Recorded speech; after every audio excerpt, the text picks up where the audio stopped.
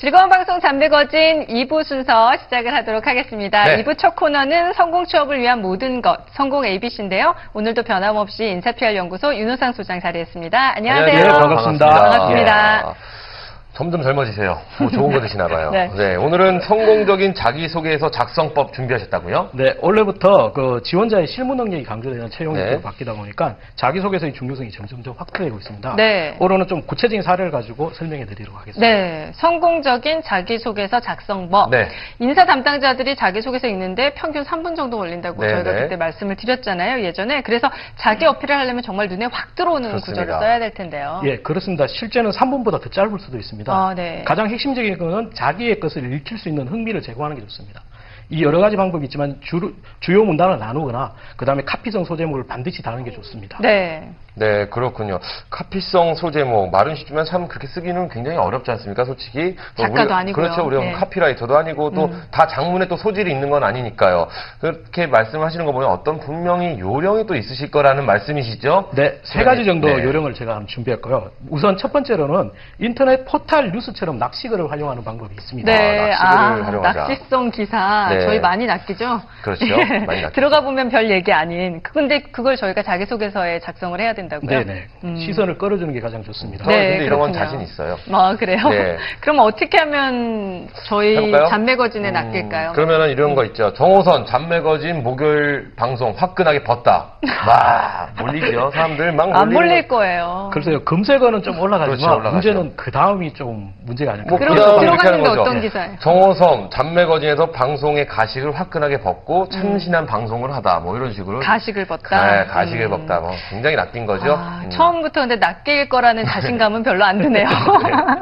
좀 괜찮으신 분이 이렇게 하셔야지 낚일 텐데, 그쵸? 예. 원색적이나 자극적인 낚시글도 좋습니다. 네. 하지만 네. 그 실제 아무래도 내용을 읽고 나서 짜증이 나면 오히려 역효과가 날 수 있습니다. 아, 네. 그 예를 들면 이렇게 바꿔보면 어떡하죠? 제목을 정호선 17년간의 숨겨온 비밀을 공개하다라고 네. 하시고 내용을 남몰래 했던 봉사활동이나 아. 다양한 경험을 해가지고 낚시글과 함께 충실한 내용을 하는 게 아주 좋습니다. 네, 네, 아, 역시 소장님이 더 마음에 들어요. 기훈 씨 예시보다는. 그렇죠. 그래서 뭐 이렇게 공개할 비밀이 있다. 네. 궁금하네요. 예, 그래서 그렇게 얘기를 하면 될 것 같고, 그래서 자기소개서에서도 아무래도 좀 자극적인 것보다는 네. 이렇게 좀 이렇게 네. 순화될 수 있는 내용을 쓰는 게 감각적인 좋다는 게 거죠. 좋습니다. 예. 네, 그렇군요. 이런 거 뭐 친구들이랑 이런 식으로 계속 브레인스토밍 하면은 굉장히 좋은 아이디어도 많이 나오고 이럴 것 같습니다. 네. 그럼 계속 두 번째 요령 한번 알려주시죠. 네, 카피성 소제목을 작성하는 두 번째 용어는 본문의 내용을 압축해서 활용하는 방법입니다. 네. 처음부터 낚시글을 하다 보면 실제 내용과 연결되지 않는 경우도 있고요. 아. 그렇기 때문에 본문 내용을 길게 쓴 다음에 그것을 짧게 줄이는 과정을 하시는 게 좋고요. 네. 특히 본문에서 특이한 주제나 단어를 있으면 그것을 그대로 가져오거나 압축하시는 게 가장 좋을 수 있습니다. 네. 그렇군요. 처음부터 막연하게 생각하시려면 어려우니까요. 네. 본문을 다 작성하시고 그중에 괜찮은 단어를 추리셔서 카피성 소제목에 쓰시면 될 것 같은데 추릴 단어조차 없다. 네. 이럴 때는 어떻게 하나요? 조금 감각적으로 본인께서 조금 막연하게 의문성으로 해주시는 것도 방법입니다. 네. 그 세 대답이 번째 없는, 요령. 예. 예. 세 번째 요령은 숫자를 적절하게 한번 활용하시는 것도 좋습니다. 아, 네. 한국 사람이 특히 숫자를 좋아하고 자기소개서가 텍스트 위주다 보니까 네. 가장 좋은 방법인데 예를 든다면 신속한 일처리를 장점을 가지고 있다면 단순히 뭐 빠릿빠릿한.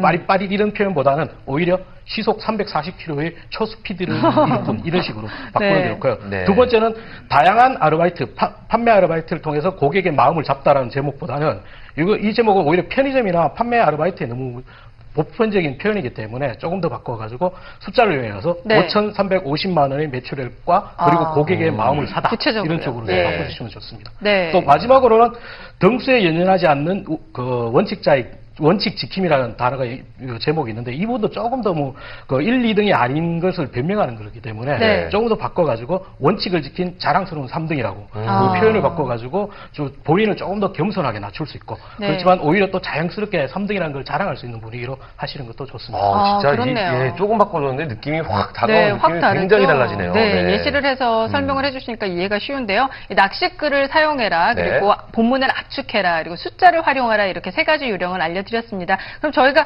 본문 사례를 좀 보면서 네. 이렇게 비포 애프터를 좀 보면서요. 예, 어떻게 바뀌는지 좀 알아볼까요? 성격 장단점부터 화면을 보시겠습니다. 네. 기존의 화면에서는 좀 뭐랄까 굉장히 두 문장이 있는데 인사팀 담당자 입장에서는 굉장히 지루하고 뻔하고 식상하다는 느낌이 보기만 해도 강합니다. 읽고 싶지 않아요. 예. 이걸 조금 감각적으로 어떻게 고치면 좋을지 수정된 사례를 다시 한번 보겠습니다. 예. 네. 우선 짧아졌고요. 네, 굉장히 짧아졌죠. 한번 읽어드릴까요? 나만의 아크 원자로.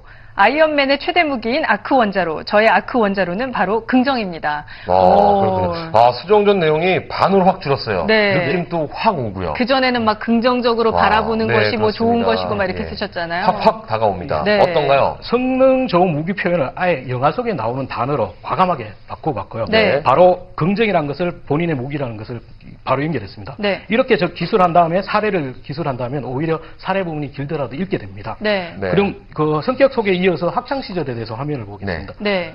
보이시죠? 학창 시절 학교 간 거리가 멀어서 버스로 통학을 했는데 지각은 한 적이 없습니다. 블라블라블라블라. 이것도 역시 지루해요. 그만해. 싫습니다, 이런 거. 바꿔주세요. 예, 이 사례는 보면 요점을 그냥 단순히 나열하다 보니까 네. 본인만의 차별성이 전혀 보이지 않습니다. 그렇죠. 네. 그래서 카피성 소제목을 부여하더라도 본문과 연관성이 없어져 버리기 때문에 큰 효과가 없고요. 실제 주제와 제목과 다른 경험들은 과감히 생략하시는 게 좋습니다. 네. 실제 가급적 또 여러 가지 문장을 나열식으로 하는 것보다 본인이 강조하실 한두 가지에 집중하시는 게 좋습니다. 기훈 씨라면 이 내용 중에 어느 걸 선택할까요? 글쎄요, 사실 셋 다 좋은 내용이긴 한데요. 제일 처음 거요. 지각을 안 했다는 걸로 하면 어떨까요? 부각시켜서 지각을 안 했다는 것도 굉장히 좋습니다. 하지만 네. 이건 결과론입니다. 네. 실제로 여기에 숨은 본인의 장점을 핵심을 포커스로 맞춰야 됩니다. 네. 실제 시간이나 약속에 대한 철저한 관리를 하고 있다는 걸 강조해 주시는 게 좋고요. 네. 만약에 그 내용을 중심으로 좀 다르게 수정하면 지금 화면에서 본 것처럼 조금 다른 느낌의 자기소개가 자, 그럼 어떻게 네. 바뀌었는지 화면 수정 후 한번 보여주시죠.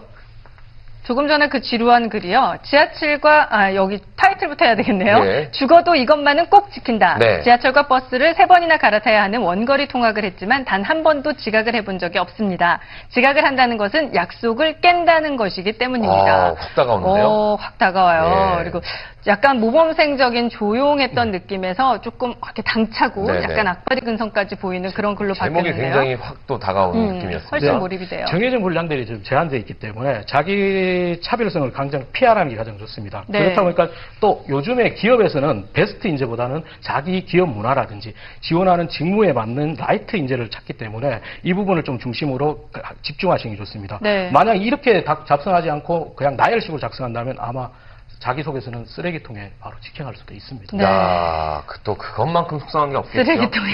자기소개서가 쓰레기통에 빠진다는 그 상상만 해도 네. 화가 납니다. 네. 예.